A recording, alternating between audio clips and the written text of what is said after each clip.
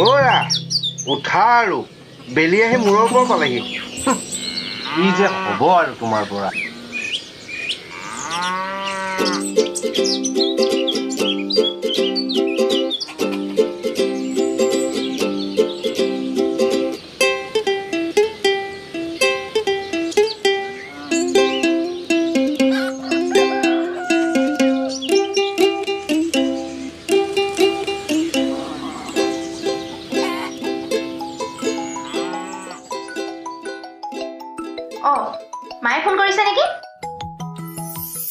মাজনী কি কৰিছ? মা মই শুই উঠি চোতালখন সাৰিবলৈ লৈছোঁ। মা দাদা কিবা খবৰ পাইছনে? এতিয়ালৈকে একো খবৰ পোৱা নাই। তোৰ মানুহজনক কথাষাৰ কলি নে? ক'তনো কালি অহা দেৰি হ'ল, ক'বলৈ সুবিধাই পোৱা নাই। এতিয়া শুই উঠিছেহে, লাহেকৈ কথাষাৰ ক'ম। যদি পাৰ জোঁৱাইক এবাৰ মেডিকেললৈকে পঠাই দিবি। অ' মা হাতত দেখোন পইচা এটকাও নাই। ইফালে আজি গোটৰ মিটিংখনো আছে, হ'লেও মই তেখেতক কথাটো কৈ চাম বাৰু। জোঁৱাইক কথাটো ক, নহ'লে আকৌ তোকে খং কৰিব। ক'ম বাৰু, তই বেছি চিন্তা কৰি নাথাকিবি। চিন্তা ককাইৰৰ বাবেহে ৰাতিপুৱাই ফোনটোত যে ব্যস্ত হলি আৰু বৈৰৰ হাতৰ পৰা জাৰটো সৰি পৰি লেখা নাই তই অকল ফোনটোতে ব্যস্ত থাকিবি নে? তই অকল ফোনটোতে ব্যস্ত থাকিবি নে? অ' মা ৰচোন, কি হ'ল পুৱাৰ পৰা ইমান চিঞৰ বাখৰ কৰি আছে যে? কেলা তই ইয়াতে ৰহ।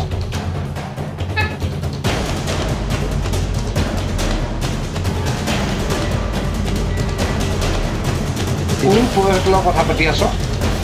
তোক আজি কাটিয়ে পেলাই। ইমানটো কি হ'ল আকৌ আজি? তোক আজিৰ পৰা কোনোবা দেখিলে হাতখন কাটিয়ে পেলাম কুকুৰৰ জেক। আৰু ৰাতিটো কোনোবা ফুচফুচাই কথা পাতি থাকিবি।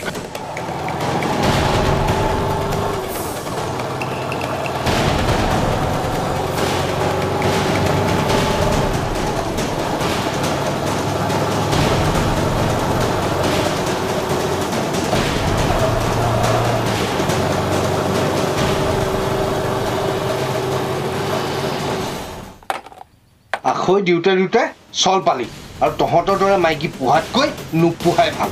নেক্সট টাইম ফোন লোৱা দেখিলে চাবি তোক কাটিম। অঁ এইটোকো কোন লালে? মোৰ মানুহজনীৰ লগত ই মনে মনে কথা পাতি থকা নাইতো। ৰ ইয়াকো আজি ভালদৰে খেকা দিব। কেলা তহঁতৰ বোৱাৰী মানুহৰ লগত কথা পাতিবলৈ লাজ নালাগে? আৰু মোৰ মানুহজনে ফোন কৰাৰ লগালগ পাই গ'লি। দাদা আপোনাৰ হৈছে কি? কি হৈছে সুধিবলৈ আহিছ? ৰাতিটো ফোনত ফুচফুচাই কথা পাতি থাকিব আৰু এতিয়া নজনাৰ ভাও ধৰিছ। আপুনি কি কৈছে দাদা? মই একো বুজিব পৰা নাই। মই বুজাই আছো, তই পলাবলৈ চেষ্টা নকৰি। আপুনি কি কৰিব বিচাৰিছে? এতিয়াই গাঁওবুঢ়া তাইক ফোন কৰি আছো আৰু তই ভিতৰলৈ সোমাই আহ। তহঁতৰ চৰিত্ৰৰ বিষয়ে মোক ভালদৰে জনা আছে। হে ভগৱান, কি যে জালত ফচিলো আজি মই। কেনেকে বুজাওঁ মানুহজনক? হেল্ল' গাঁওবুঢ়া দা, মই নগেনে ক'লো। অঁ শুনিছেনে? আপুনি লগালগ আমাৰ ঘৰলৈ আহকচোন। এটা বৰ নঘটিবলগীয়া ঘটনা ঘটি গ'ল। এই কুকুৰ এটাই মোৰ মানুহজনীৰ লগত ফোনত কথা পাতি থাকে। আজিয়ে গম পালো ই মোৰ সংসাৰখন শেষ কৰি পেলালে। আপুনি সোনকালে আহক, নহ'লে ইয়াক মই কাটি পেলাম এতিয়া। আপুনি কি পাগল হৈছে নেকি? তই মনে মনে থাক। নিৰ্দোষী মানুহ এজনক কেলে এনে ব্যৱহাৰ কৰিছে বাৰু? তই নিৰ্দোষী বিচাৰ কৰিব নালাগে। ফোনটোত ফুচুৰ কথা পাতি থাকিবি। ৰহ গাঁওবুঢ়াকে আহি আছে, ইয়াক মই আজি কাটি পেলাম।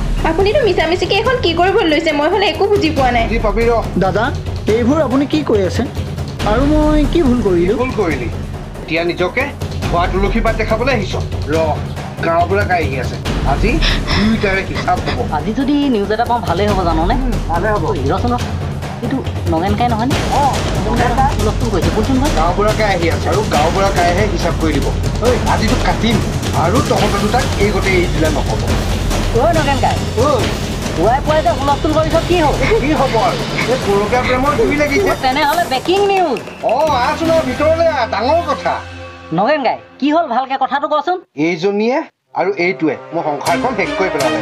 এই দুইটাই ৰাতি ফোনত ফুচুৰ কথা পাতি থাকিব। কেমেৰা অন কৰ, ব্ৰেকিং নিউজ। হয় দেই, কেমেৰাটো অন কৰ। আপুনিনো মিছামিছিকে এখন কি কৰিবলৈ লৈছে? নমস্কাৰ দৰ্শকসকল, আজি আপোনালোকক দেখুৱাম এটা পৰকীয়া প্ৰেম কাহিনী। বোৱাৰী লগ কৰিবলৈ আহি পুৱাৰ 8 বজাতে স্বামী হাতত ধৰাহাৰি প্ৰেমিক নিজ স্বামী থকা অৱস্থাতো প্ৰেমিকে কেনেকৈ সুবিধা পালে আমি নগেন কাইৰ পৰাই জানো আহক। এইদৰে সমাজখনত যদি পৰকীয়া প্ৰেম চলি থাকে আমাৰ পিছৰ প্ৰজন্মৰ কাৰণে।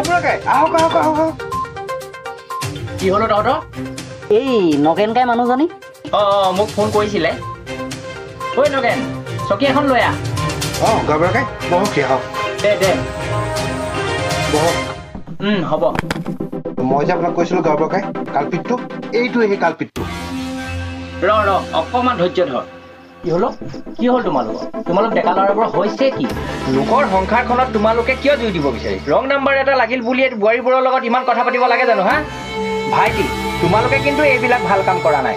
নহয় মানে দাদা, মই আমিতো ঠিকনা জানিব বিচৰা নাই। গাঁৱৰ কাই হয় এই কিয়ালক পঠাই দিয়ক, নহ'লে প্ৰশাসনত দিয়াৰ ব্যৱস্থা কৰক। মই নহ'লে কাটি পেলাম ইয়াত। অকণমান ধৈৰ্য ধৰ। ককাইদেউ কথা বতৰাখিনি ভালদৰে জানি ল'লে ভাল হ'ব নেকি? তই ঠিকে কৈছ বাৰু।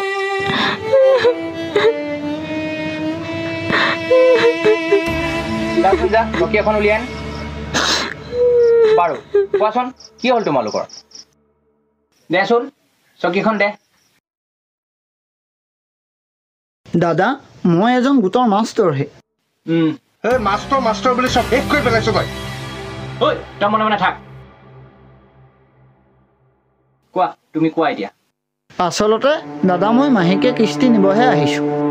বৰী কোৱাচোন, এইবিলাক তোমালোকৰ কিহৰ গোটৰ ধাৰ? ককাইদেউ, মানুহজনে 3 মাহ ধৰি মোক গোটৰ কিস্তি যোগাৰ কৰিয়ে দিয়া নাই। নগেন, প্ৰথমে তই কথাবোৰ কিয় বুজি লোৱা নাছিলি?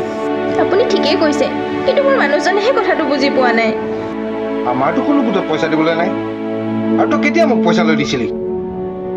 মানে মই মোৰ লগত বন্দনাক লৈ দিছিলোঁ। বাইদেউ, এতিয়া আপুনি কৈ দিয়ক, আপোনাৰ পৰা মই গোটৰ কিস্তি নিব আহিছোঁ নে পৰকীয়া প্ৰেম কৰিব আহিছোঁ? নগেনকে নজনা নেমেলাকে ঘৰখনত কিয় হুলস্থুল কৰি আছ তই? তহঁতিবিলাকে এনেই ব্ৰেকিং নিউজ বুলি কৈ মেলি সময় নষ্ট নকৰিবি। হ'ব দিয়ক ককাইদেউ। নগেনকে তহঁতি এইবোৰ মতা মিলা কৰ, আমি হ'লে যাওঁ বৈ। বল। বোৱাৰী, বন্দনা মানে কোন বন্দনা? আমাৰ তিনিআলিত যে এক্সিডেণ্ট হৈ ঢুকাইছিল, প্ৰণৱৰ ঘৈণীয়েক। সিটো ঢুকুৱা 3-4 মাহমান হৈ গ'ল। তেওঁক যেতিয়া মেডিকেলত ভৰ্তি কৰাইছিল, তেতিয়া বন্দনাই মোলৈ কান্দি কান্দি ফোন কৰিছিল, আৰু মোৰ হাততো পইচা নথকাত মই গোটৰ পৰা লৈ দিছিলোঁ। ককাইদেউ, ৰাতিপুৱাৰ পৰা মানুহজনে মোক এষাৰো কথা ক'বলৈ সুবিধাই দিয়া নাই। যোৱাকালি ৰাতি এটা বাইক দুৰ্ঘটনাত মোৰ ডাঙৰ দাদা ICUত মৃত্যুৰ সৈতে যুঁজি আছে। তই যদি কথাটো জানই, কালিৰ পৰা মোক কিয় কোৱা নাছিলি? আপুনিয়ে দেখোন মোক একো কথা ক'বলৈ সুবিধা দিয়া নাই। এতিয়া দেখিলি নে, নিজৰ ককাইৰ এক্সিডেণ্ট নহয়, পইচা ক'ত পাবি ৰাখ বুলি ক'লে। মই এতিয়াহে উপলব্ধি কৰিছোঁ, মানুহক যে টকা ধাৰলৈ লৈ দিব নাপায়। বোৱাৰী, এইবিলাক এতিয়া উপলব্ধি কৰি লাভ নাই, বুজিছা? আৰু তহঁতৰ ভেজাল তহঁতি নিজে মাৰি ল, বুজিছ নহয়? ভাইটি, তুমি এতিয়া বহা, মই কিন্তু উঠিলোঁ। দাদা। বাইদেউ আৰু দাদা, আপোনালোক দুয়োজনৰে কথা শুনি থাকিবলৈ মোৰ সময় নাই। মোক সোনকালে পইচাটো যোগাৰ কৰি দিয়ক, মই যাব লাগে। আপুনি মোক ভুল নুবুজিব, আমাৰ সমস্যাবোৰতো আপুনি গম পাইছেই। মই বুজি পালে নহ'ব নহয়, মই অফিচত গৈ কি উত্তৰ দিম? হ'ব, আপুনি চিন্তা নকৰিব, অহা সপ্তাহত মই সকলোখিনি যোগাৰ কৰি দিম। দাদা, আপুনি মোক অহা সপ্তাহত দিবই লাগিব, নহ'লে মই আইনী ব্যৱস্থা ল'বলৈ বাধ্য হ'ম। ঠিক আছে। দাদা, মই যোৱাৰ আগতে আপোনাক এটা কথা কৈ যাওঁ, আপুনি বিচাৰ বিবেচনা নোহোৱাকৈ কাকো সন্দেহ নকৰিব। এতিয়া মই গৈ থাকোঁ, আপোনালোকে অহা সপ্তাহলৈ পইচাটো যোগাৰ কৰি ৰাখিব। ঠিক আছে দিয়ক। আজিহে উপলব্ধি কৰিলোঁ, সন্দেহে যে মানুহৰ জীৱনলৈ কাল ধুমুহা নমাই আনিব পাৰে। নিজৰ মানুহজনীকো হিচাপে সন্দেহ কৰিলোঁ। এনেবোৰ সন্দেহৰ বাবে এখন সুখৰ সংসাৰ ভাঙি ঠাণ্ডা হ'ব পাৰে। মোৰ বহুত ভুল হৈ গ'ল, ভুল বুজি নাথাকিবা। লাজো নালাগে এইডালৰ।